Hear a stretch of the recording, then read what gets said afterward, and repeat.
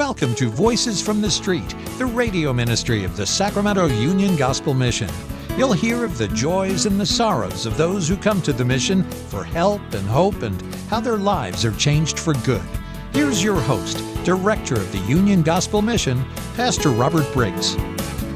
It's great to be with you today here at Voices from the Street, the broadcast of UGM, and this is my first opportunity to be hosting you as we launch into a new chapter of life at the Union Gospel Mission. I've been the Executive Director now for 3 months, and I'm here today with our kitchen manager, or as I like to call him, our chief chef, Christian Okeze, and it's a joy for me to have the opportunity to discuss with Christian his wonderful testimony of saving grace. And over the next couple of broadcasts, you're going to hear Christian's story and how God, and by His grace, delivered Christian not only from homelessness, but by the power of the gospel, from the penalty of sin, the power of sin, into the kingdom of Christ, and to a whole new life in the Lord Jesus. Christian, it's great to have you with me today. Thank you. Thank you so much for having me. Well, as you think about your life, Christian, and we've got to know each other probably over the last year or so at the mission. Yes. What I wanted to do this week, particularly as we talked together, was consider a little bit about your background, who you are, where you're from, how you ended up in America, because like me, you're an immigrant. Absolutely. You weren't born on these North American shores. Right. So tell us a little bit, Christian, about where you were born, your nationality and your background. So I was born in Nigeria, in the city of Jos, to a humble family, Christian family. My grandfather was actually a pastor himself. Long story short, I lost my mother at the age of 8 years old. We didn't have much, but we did have one another. We had love. We had support from our family members. The same month my mom passed away, my dad's brother, my uncle, who was living in the United States, Tacoma, Washington to be exact, passed away as well. And my dad had a very difficult situation or decision to make, which was to come to the United States. So he did so. He came to the United States and began to work. He actually took over my uncle's business as a paper route. He had a paper route business in Seattle. My dad was actually pursuing law at the time. He was studying for his bar exam. So he was able to pursue his education, further his education out here in the United States, as well as, prepare our visas in order for us to come, his kids. So I have 2 other siblings, an older brother and a younger sister. We ended up coming to the United States in 2001. I was 11 years old at the time. Due to my dad's profession, we ended up moving to multiple states, Tacoma, Washington, Lafayette, Louisiana, the Bronx, New York. And then ended up in the Bay Area. At a very young age, I was learning the culture, if you want to say, of the United States. So before we get to the culture of the United States, right, Christian, which will be a whole interesting chat in itself, you're a young boy. You're born in Nigeria. I'm a soccer guy. It's the home of the Eagles. Football. Great, yes, great nation at soccer. The city of Jos is a pretty prominent city in Nigeria. It's yes. I know it's not the capital, but it's a large city. Yes, sir. It's Nigeria. actually called the Plateau State. Yeah. So you're 8 years old. You lose your mum, and you've got 2 other siblings. Right. Your dad's there now. You have family in America. Things in America change. As you look back, Christian, to your life in Nigeria, I know you were only a young boy. I brought my children here when they were 9, 7, 5 and 3. So when I talk to my children about what they remember about Northern Ireland, where I lived, in Scotland, tell us a little bit about your recollections of, Nigeria, as you look back? Have you been back to Nigeria since, Christian? I have not been back for multiple reasons. Nigeria is known for, it's mostly Islamic, is an Islamic nation. So a lot of Muslims and, maybe 30% of the population are Christians. So as a lot of people know, Christians are currently being martyred just for their faith.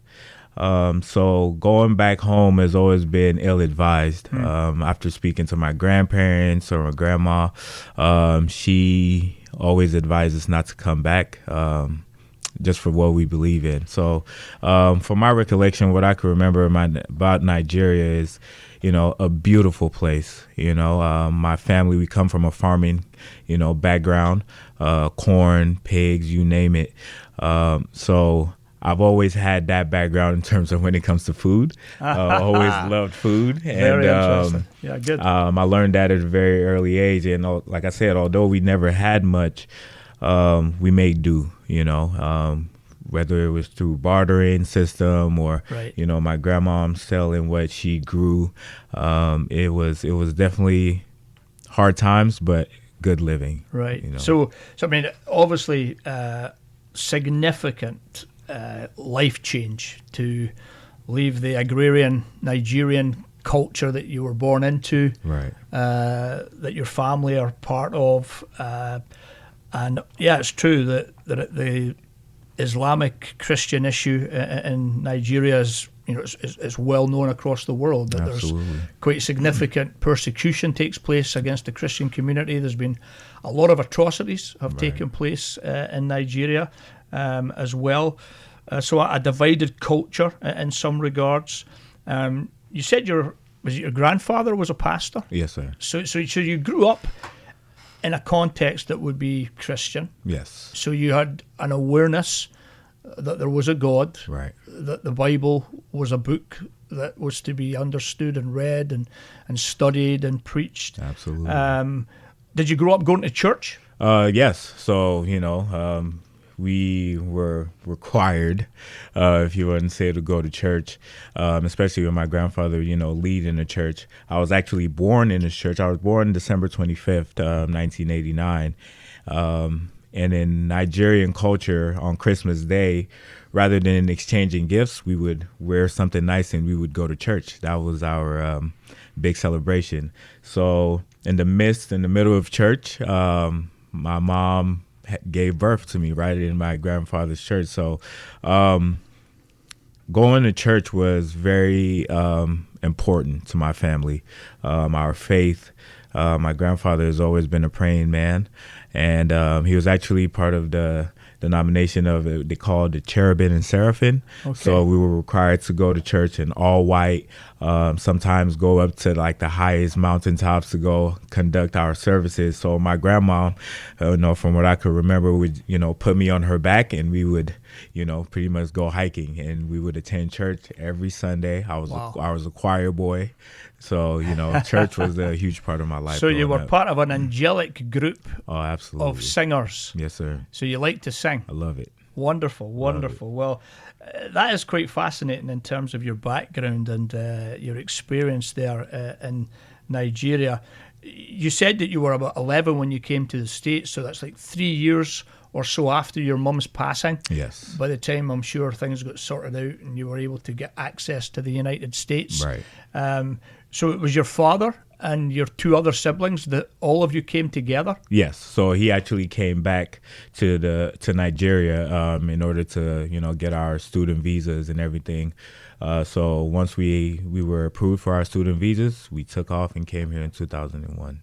Wow. So as an 11-year-old boy, tell me about your early recollections and thoughts when you landed in the great old USA. Oh, man. So a fond memory that I had was, my aunt, my uncle's wife, she took us to the Space Needle. There's a restaurant, at the very top of the Space Needle. And I just remember us going to a restaurant and she ordered a chicken meal. I tasted it and was quite baffled because it wasn't chicken like I've tasted growing up. Mind you, I grew up where, I was literally running around with chickens that I named, and, the next thing you know, they're on the dinner table. So, so a lot of our meals had names, but, that was quite a culture shock. Just the cuisine, was something new. The people, the atmosphere was definitely something new.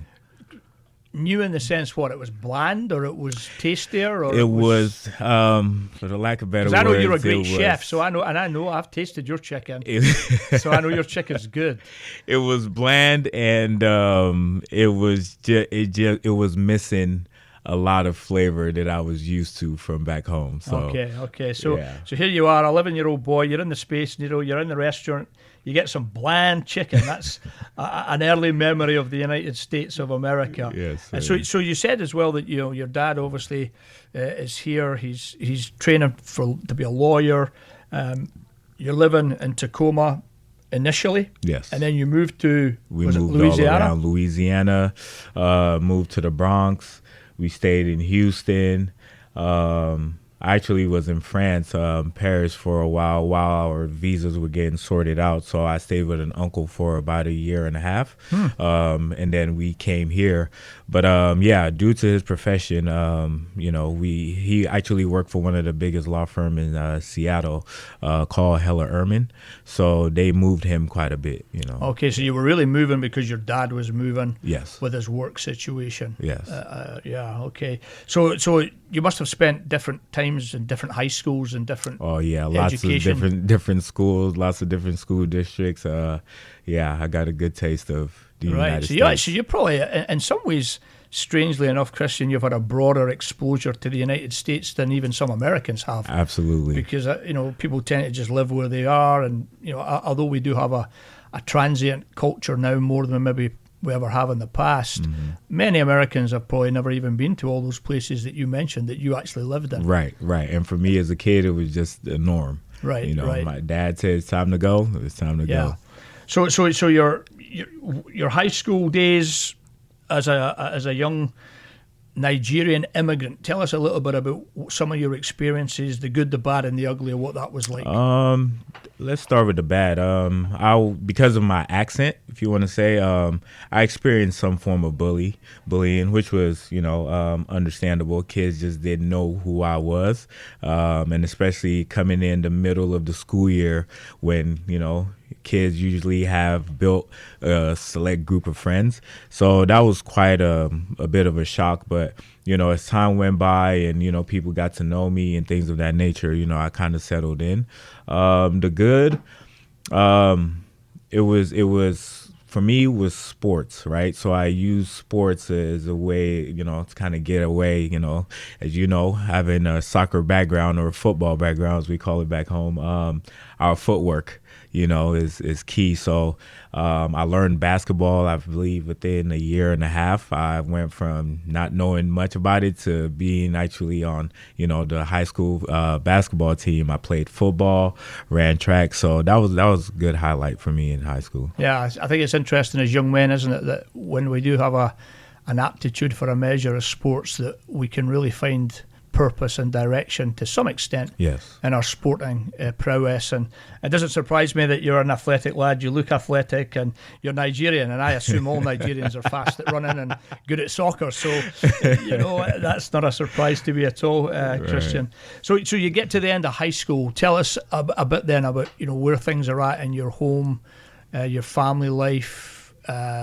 Where were you at the end of high school? Where did you finish high school? I finished high school in the Bay Area, Union City to be exact. So I was actually I was filling out applications to go to college. I got accepted to Morehouse College, but I turned it down due to the fact that, I was living in a single parent home. And I also had a younger sister that I wanted to at least, I considered in terms of what it would cost my dad at the end of the day. So I ended up going to a school, which is in, back home, Hayward, Cal State East Bay to be exact. So I went to study health science. So that was my major. Okay, so you went to college pretty much straight out of high school? Straight out of high school. Straight out of high school. So you're staying in the Bay Area. You're still at home with your family. how did college go? What was your experience at college like as a young African lad who's come into America?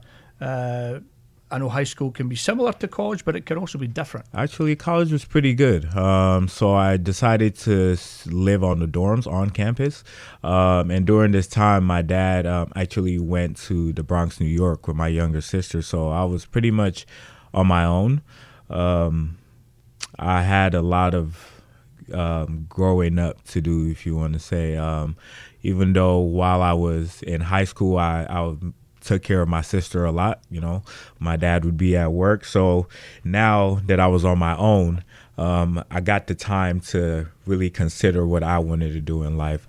I ended up meeting someone who ended up being my wife. She's currently my ex-wife now, but we were both going to school for nursing as well. So that was where we met.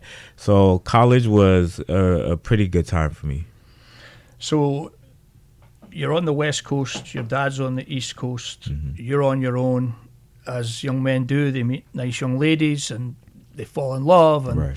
they get married or whatever. Tell us a little bit about that season in your life, because there's a tragedy comes into your life Yes. at this point, isn't there? Yes. So my sophomore year, I was getting pretty good grades, doing quite well. I had received a call one morning from a police officer in the Bronx, New York, pretty much stating that my dad had a heart attack. Same situation as his brother, my uncle. He had a cardiomyopathy. Long story short, I took this time and I dropped out of college, considering my younger sister, who was 8 years old at the time. So I dropped out and I went to the Bronx. I got my dad, his corpse, took him back to Washington, where his brother was buried, and buried him next to his brother, which was, my dad's wish. So also during that time, I decided to make the decision to go to Arizona, Glendale, Arizona, to raise my younger sister. So took that opportunity to become her legal guardian, and started having a family of my own at the same time. So how old are you at this point, Christian? I was 21. You're 21 years old. 21. Your father tragically passes suddenly, unexpectedly. You're thrust into this context of looking after your younger sister. You're in a relationship now. As you look back on that period of your life, Christian, how do you kind of assess it now as a Christian man who's, we'll get to all the other stuff, but as you look back on that period, I mean, that's pretty traumatic for Yes, a sir. young man to experience. Yes, sir. Not only the fact that happens, but you're also a young man who lost his mother when he was only 8 years old. You've come to a foreign country, Right. the big old USA, which is pretty formidable for those of us who come, even though we might speak English. Right. It's still a pretty formidable place when you come through the immigration process in this Right. country. As you reflect on it now, Christian, was there any sense that, why me? Why is this happening? Is there a God? At that time, I didn't have the time to process, Right. and that was, a lot of, looking back, that was what, if you want to say, led me to a lot of mistakes, because I didn't get enough time to process the trauma that I was actually, going through or experiencing at that time. I had kids at that time. I had my younger sister who I was, the legal guardian of. And as a young man with responsibilities, all I could think about was working and providing for my family.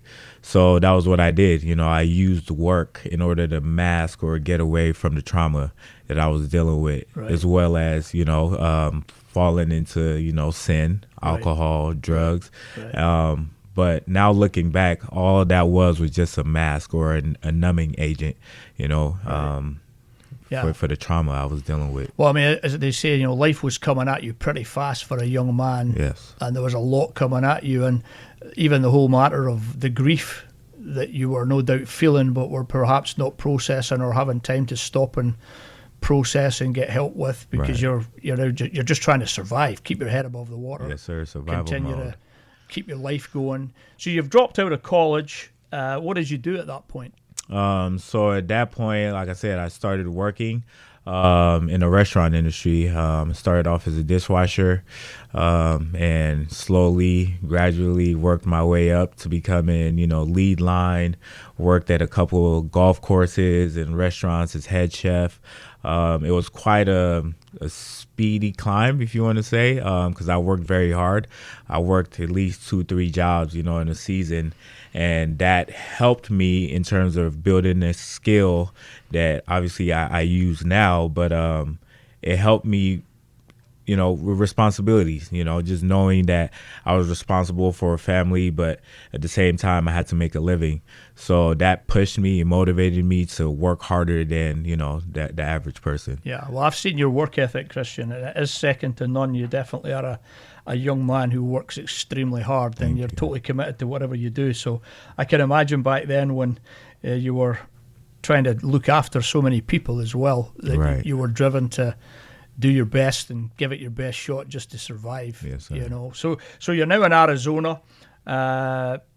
You've got all these jobs going on. You're trying to make a living.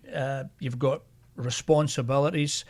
Tell us then what begins to happen in your life in terms of there are things begin to unravel somewhat. Yes. So, again, my addiction. Unbeknownst to my ex-wife, I was, dibbling and dabbling in drugs, alcohol, Percocets, you name it, right? And again, just numbing agents to be able to continue what I was doing. Long story short, I ended up admitting it to my wife one day because it just didn't sit right with me. And I started to realize that I wasn't getting the results that I wanted, even at work and with my family. So as much as I tried, I wasn't my full self. So I ended up disclosing that to my wife, and she took it quite well. She actually helped me sober up. She told me to stop working. She would take care of the kids, which I did. I stayed home and sobered up, which was a very rough time in my life, but something that I needed. With that decision, we also made another decision saying that pretty much I needed to leave the atmosphere that I was in. So leaving Arizona. And at this time, my sister, she was on her way to college, which permitted us to do so. So we pretty much made a decision to move back to the Bay Area. Okay, so how many children have you got at this point? Right now I have 6 kids. Right, how many did you have when you moved back to the 4. Bay? 4. So you got 4 children, a wife. You're moving back to the great Republic of California. Yes. The West Coast is the best coast, and we will always say that. Even as a Scotsman, I get away with saying that, but it's because I actually happen to believe it.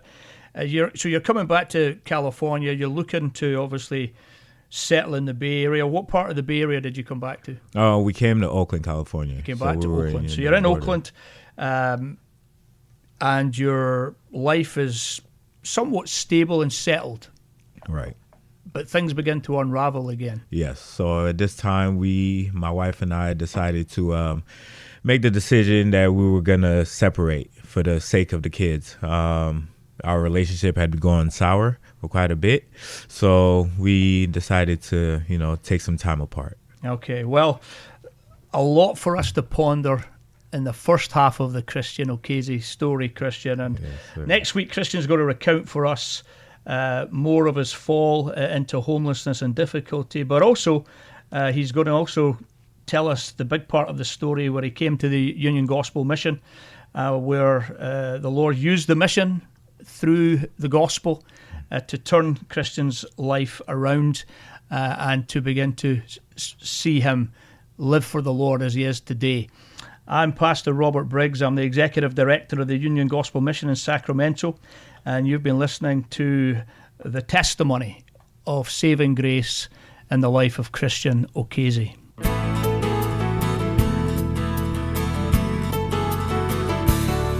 You've been listening to Voices from the Street, the radio ministry of the Sacramento Union Gospel Mission. If you're interested in learning more about the work of the mission and how to support them, please visit ugmsac.com or call 916-427-3268. Thank you so much for listening. Please join us again next week at the same time for Voices from the Street.